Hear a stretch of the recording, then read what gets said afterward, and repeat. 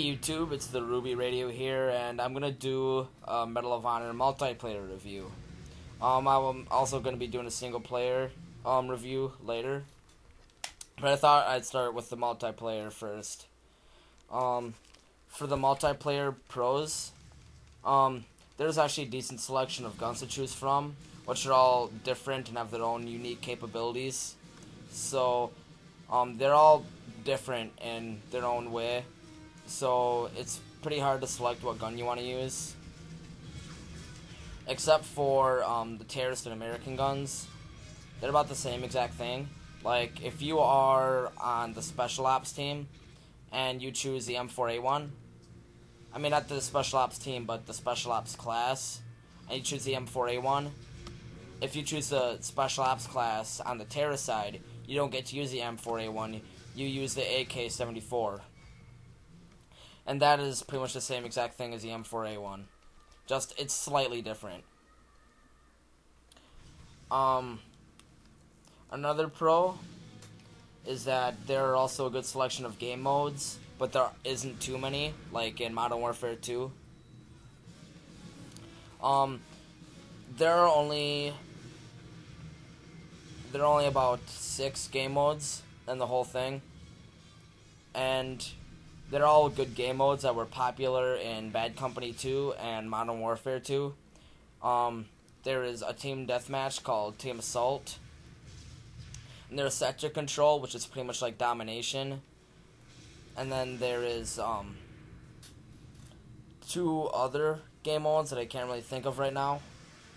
But in one of those 2 other game modes, what you have to do is you have to defend an objective for as long as possible, and once you defend that objective for a certain amount of time without letting the other team get it, your team wins.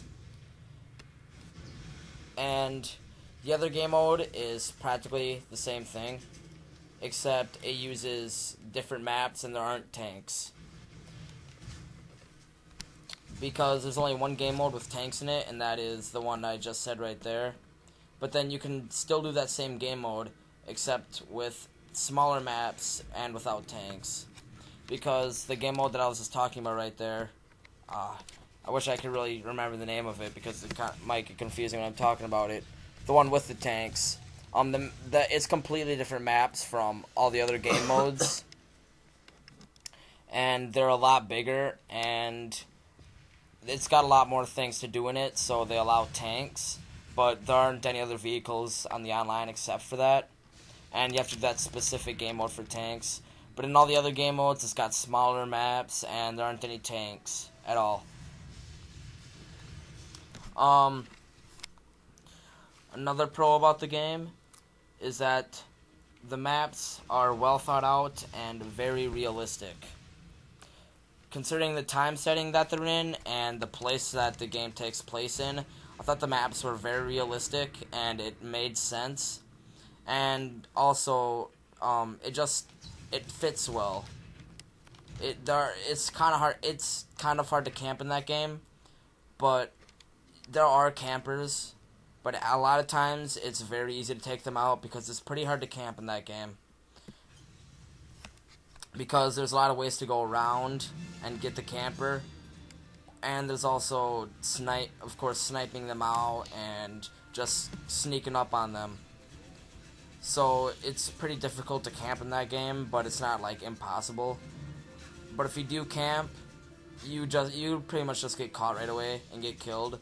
So that's a nice thing about the game, is that camping is not too common, but it is noticeable sometimes. And moving on to the cons. Unlike Bad Company 2, buildings cannot be completely obliterated, but some parts of the environment can be destroyed. And that's kind of I guess it's not that much of a problem, considering that the maps are a lot smaller compared to Bad Company 2. But when you're doing the game mode that allows tanks, where the maps are a lot bigger, it's kind of weird not to be able to destroy buildings, because it feels like you should, considering how big the maps are. Because it allows you to kill campers when you have a certain point streak in the game. Which is one thing I forgot to mention as a pro. point streaks are pretty much like kill streaks, except it's by getting points. You get 10 points for every kill, and that adds on to your point streak. But if you capture an objective like sector control or domination, or whatever you want to call it, you get 20 points for capturing the flag for the sector control. So that adds on to your point streak as well. So it kind of keeps people from just playing the game for kills. And also, with the point streak, you get to choose whether you use a offensive support or a defensive support. And what the offensive support is it is often a rocket strike or a mortar strike or something along those lines, where you, like in Bad Company 2, when you're a sniper and you pull out your goggles and you select an area, it sounds out a mortar strike where you selected the area at. But if you use a defense, it'll either give your team UAV so you can see where the enemies are, or it'll give your teammates extra defense or extra ammo. And there are also multiple other things that you can help your teammates out with. And if you use the defensive support, you also get plus 30 points on your next point streak. 30 or 40, it matters what point streak you're on. It adds up, the point streaks go higher when you use a defensive support as you get a higher point streak. But, yeah. Another con, they kind of took out a lot of classes that were in Bad Company 2 that were good. Like, there's only 3 classes in this game compared to the many that are in Bad Company 2. There's only a sniper class and an assault class, I want to call it, but it's named something else. I can't really remember. The assault class pretty much has all the assault rifles in it and a light machine gun. Then there's a special ops class, which is pretty much just submachine guns, and you also get an RPG with that class. Unlike when you use the assault class, you get a noob tube. So the RPG is obviously a lot better than using a noob tube, which is kind of useful. And another thing is that, like I said before, the maps are a lot smaller than in Bad Company 2, although there are big maps when you do that one game mode. But I personally didn't really like that game mode. It seemed like the defending side, or I mean not the defending side, but the side that was taking over the base had an advantage over the defending team, because you are able to respawn by your players, which is pretty cheap, considering that when your players are right on their base capturing it, you can just get your whole team to respawn there. If your whole team is there, then you're not going to be able to kill them all before they end up capturing your base. Then you have to fall back, and then they have to try and capture that base. But it really isn't. It's really hard to defend a base when some of your teammates won't cooperate or something. So that game mode is very you need to communicate with your teammates more, but half the time nobody talks in the game, so it's kind of difficult to do that.